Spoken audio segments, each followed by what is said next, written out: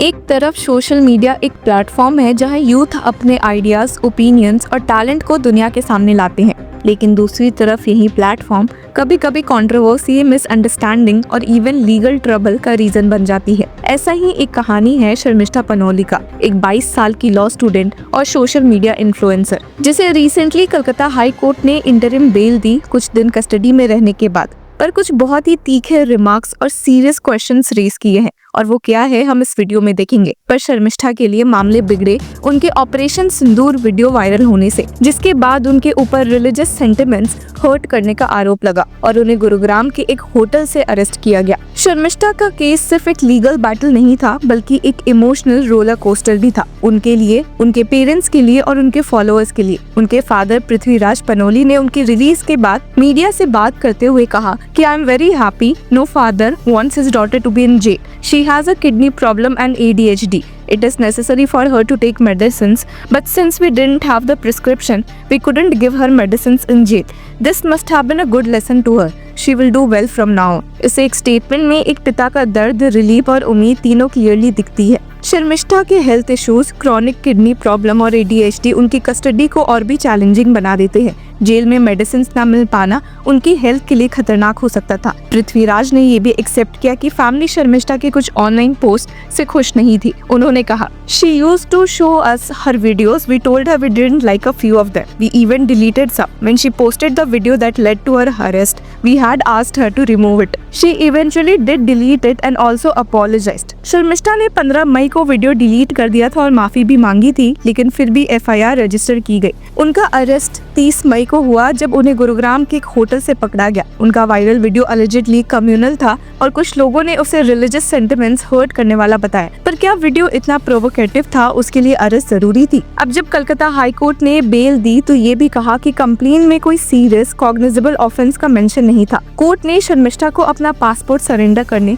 Investigation में cooperate करने और ₹10,000 का पर्सनल बॉन्ड भरने का ऑर्डर दिया। साथ ही उन्हें मिल रहे थ्रेट्स के चलते पुलिस प्रोटेक्शन भी प्रोवाइड करने को कहा गया। कोर्ट ने रिकॉग्नाइज किया कि एक लॉ स्टूडेंट होने के बावजूद उनके खिलाफ जो स्टेप्स लिए गए वो डिस्प्रोपोर्शनेट लग रहे थे। थ्रेट्स की बात करें तो शर्मिष्ठा और उनके परिवार ने बताया कि उनको इतने ज्यादा सीरियस थ्रेट्स मिल रहे थे, बीहेडिंग, रेप, एसिड अटैक और बर्निंग तक के, कि उन्हें अपने फोन स्विच ऑफ करने पड़े, सिम कार्ड्स हटाना पड़ा और घर छोड़कर छुपना पड़ा। मीडिया ने कोट किया कि Sharmishtha received threats of beheading, rape, acid attack and burning. एक यंग गर्ल के लिए जो सिर्फ अपना ओपिनियन एक्सप्रेस कर रही थी, इस लेवल के थ्रेट्स मिलना सिर्फ डिस्टर्बिंग नहीं बल्कि पूरे सिस्टम के लिए एक मिरर भी है। जब बेल दी गई तो justice Raja Basu Chowdhury vacation bench के जज ने कहा, she is a law student and of a tender age and ready to cooperate with the investigation. Court ने यह भी मेंशन किया कि वो कंट्री नहीं छोड़ सकती बिना परमिशन के, और अगर किसी एकेडमिक नीड के लिए जाना हो तो चीफ जुडिशियल मजिस्ट्रेट से अप्रूवल लेनी होगी।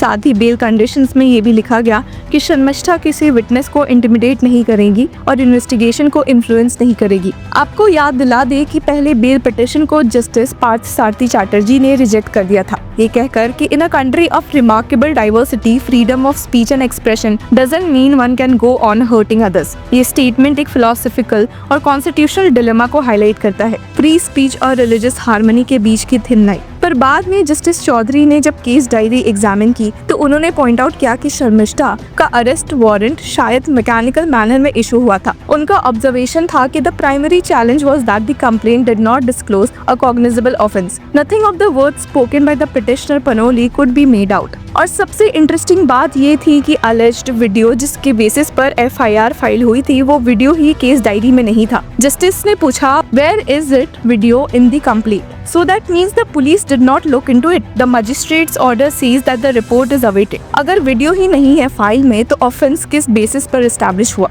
कलकत्ता पुलिस को डिफेंड करते हुए एडवोकेट जनरल किशोर दत्ता ने कहा, The petitioner Panoli was on the run. She was apprehended outside the state. Once an FIR is registered, the accused is supposed to cooperate with the investigation and if required, police can make arrest. उन्होंने ये भी कहा कि 20 मई को रात 12:50 बजे शर्मिष्ठा ने दिल्ली के लिए फ्लाइट ली थी, लेकिन शर्मिष्ठा के council senior advocate DP Singh ने स्ट्रांगली अपोज किया अरेस्ट को। उन्होंने कहा blasphemy is not the law of the land. उन्होंने आर्ग्यू किया कि during operation Sindoor a war of words was going on social media. The target was a Pakistani national. She deleted the video on May 8. I am challenging the arrest and FIR as they don't show a cognizable offense. Justice Chowdhury ने एक और pertinent सवाल उठाया।